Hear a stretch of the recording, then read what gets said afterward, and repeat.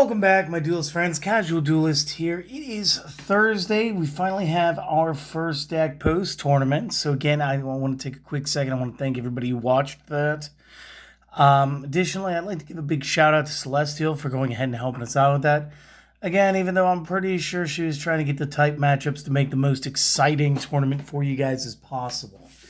That said, unless she's into actually doing the advanced format match between the 3x structure deck and one of our other testers laying around the dungeon, we probably won't be doing that. And as far as a competitive, anything past that structure deck, anything past the 3x build when it came to the newest one with the Red Dragon Archfiend. Honestly, guys, there's so many other talented duelists who are going to go ahead and handle that. If that's something you're after, yeah, I could do it, but I'm going to leave it to them. Instead, today, I'm going to get back to work because we do have the new September 2023 ban list. And again, this starts as of the 30th, but every deck list from here forward is going to be utilizing this list. Got my printer ink, so we're good. So moving forward, this is going to be the list we use. So today's deck, which will be the last video for this week until the weekend, we are going to focus in on a breaker breaks everything type of spellcaster tech build. And in order to lead that off, we're going to be using the Yugi skill Ultimate Wizardry. This flips over when you activate it. First portion of the skill. When activated, place one spell counter on each face-up spellcaster monster that you control that can hold a spell counter on it. And then additionally, once per turn during the main phase, you may place one spell counter on a face-up spellcaster you control that you can place a spell counter on.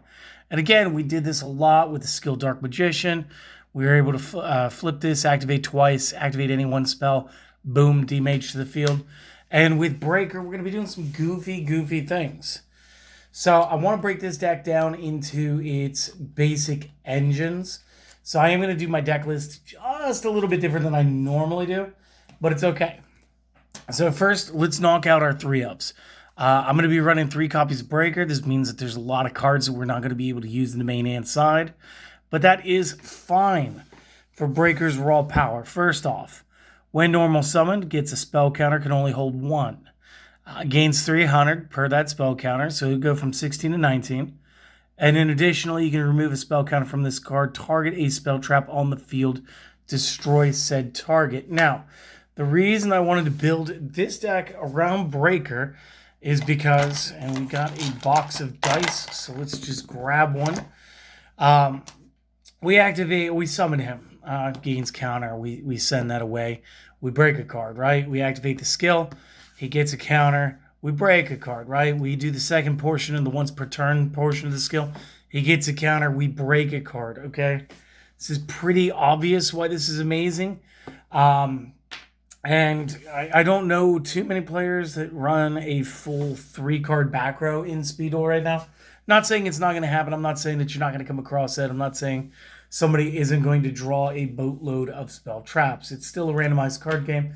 And it all depends on the shuffle and the cut, depending on what's going to pop up. So it's very possible, and Breaker can almost solo the entirety of it.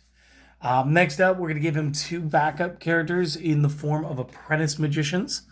When these are summoned, target a face-up spell card on the field, face-up card on the field that can hold a spell counter. I'm getting a little dyslexic and kind of mixing up where the words are.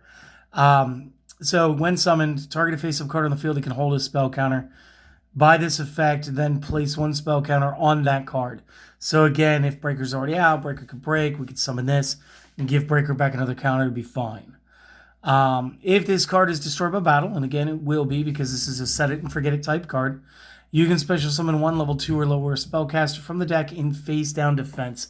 This is super important. Number 1. It's in defense. Unless the opponent's monster's got piercing, we're pretty good. We're well stacked. It's going to do a nice defense. Again, this is Speed Duel. The name of the game is outlast the opponent's turn, right? So one attack to the second attack to the setup effect. And again, The setup effect will be an Old Vindictive Magician. It's just a flip, destroy target monster.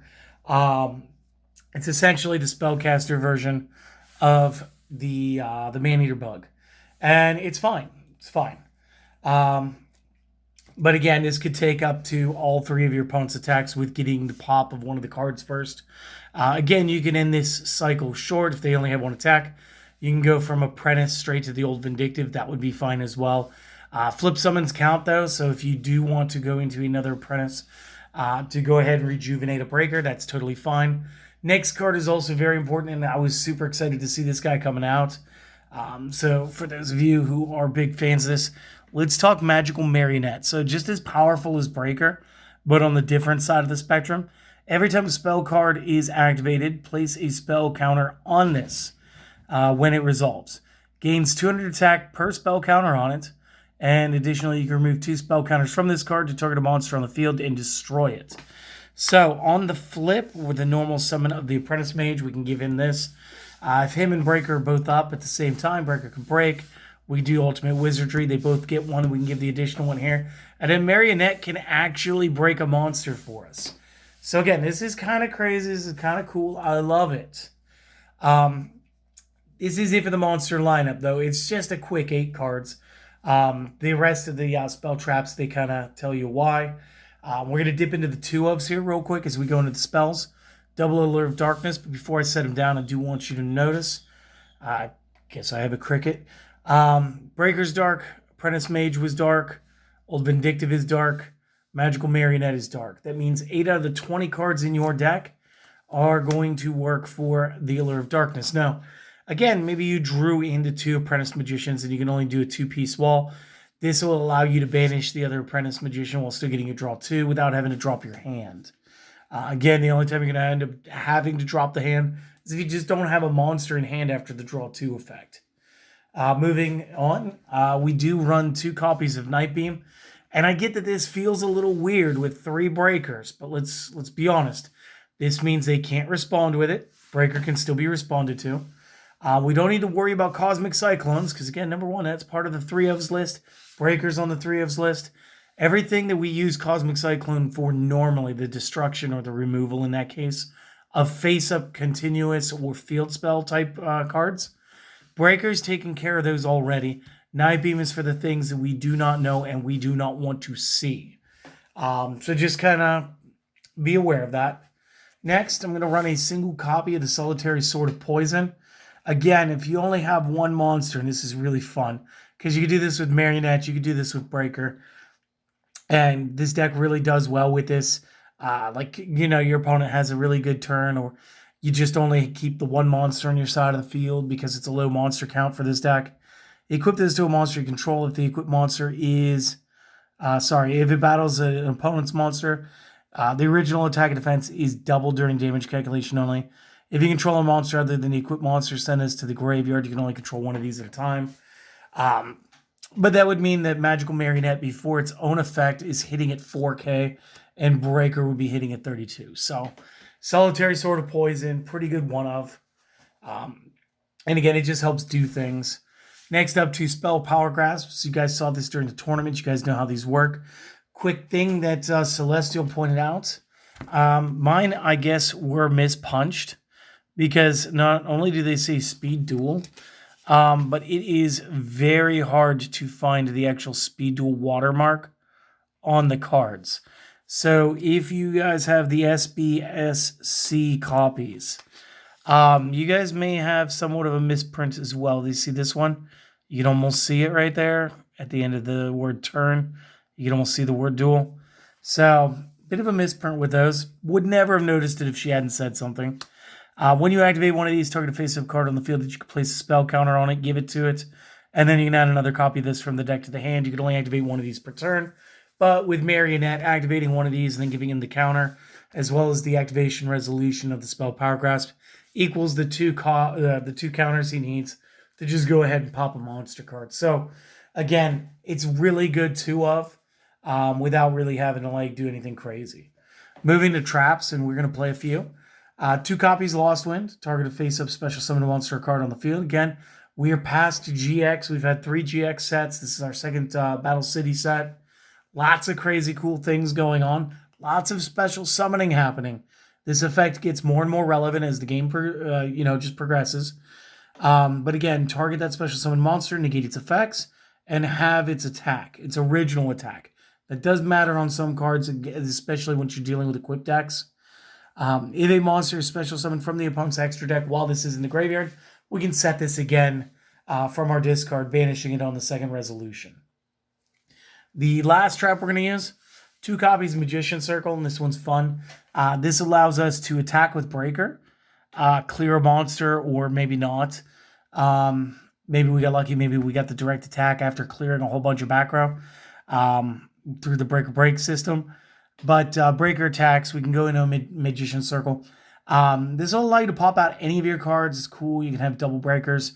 Realistically, this is just a way to power out the Marionette to make sure that you're getting the most out of the spell counter monsters.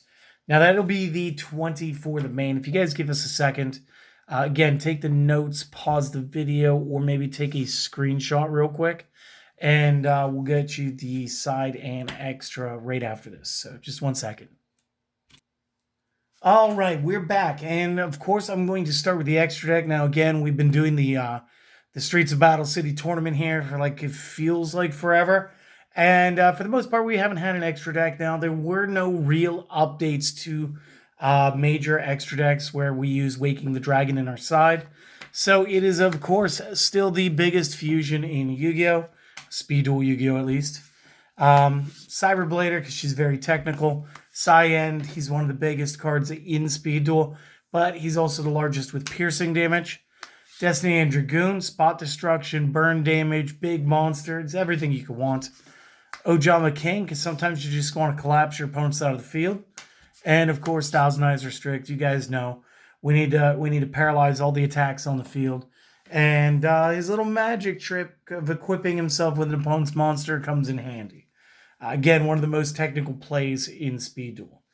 And then moving into the side, I have a 3rd copy of Lost Wind here because it is just that important.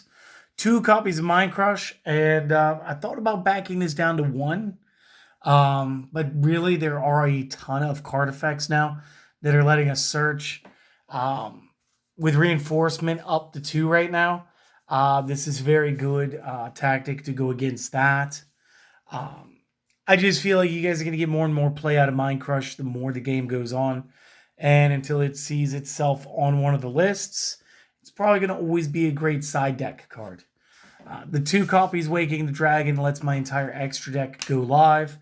And I do carry a 1-of for this deck. So we are going to play a single copy of Zoma the Spirit. Now, maybe you guys don't want to play Zoma. That's totally fine. Substitute in one of the other 2 really, really good ones.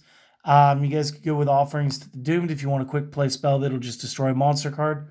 Or you guys can go with the, either the Floodgate Trap Hole, which is still pretty good, or even the Nightmare Wheel. This is not one of those decks where I would suggest swapping your skills. If you do, I'm just going to attack, still a good option. Just keep in mind the errata. And just enjoy it, guys. This deck is fun. It does everything the Breaker wants to do. And I want to put it to a vote, okay? I want you guys to help me pick 2 more decks for me to do, or 2 or 3 more decks to do next week. You guys vote in the comments. Like I said, I don't think I'm going to be back before Sunday, honestly. We have a couple of responsibilities to take care of IRL. I understand that's not your problem, but I just want to let you guys know why there's not, a daily video each day. But yeah, go ahead, take a vote down in the comments. You guys, we'll read them, we'll tally them, and whatever gets the most votes is obviously going to be like the next deck. Remember, we have everything to work with. We have all the skills. Of course, I'd like to work through all the newest skills first, but I don't mind making something that you guys want to see. So you guys do that. I'm going to go get back to work here in a couple of days. You guys do the things, don't do the things, the like, the comment, the subscribe, the buy me a coffee down below, the whatever. Do me one favor, though. Even if you guys don't vote, you don't do any of that stuff, go out, enjoy the rest of your day. I hope that you guys all make it to the weekend and have a great one at that. And I can't wait to chill out with you guys again on Sunday, all right? All right. See you later, guys.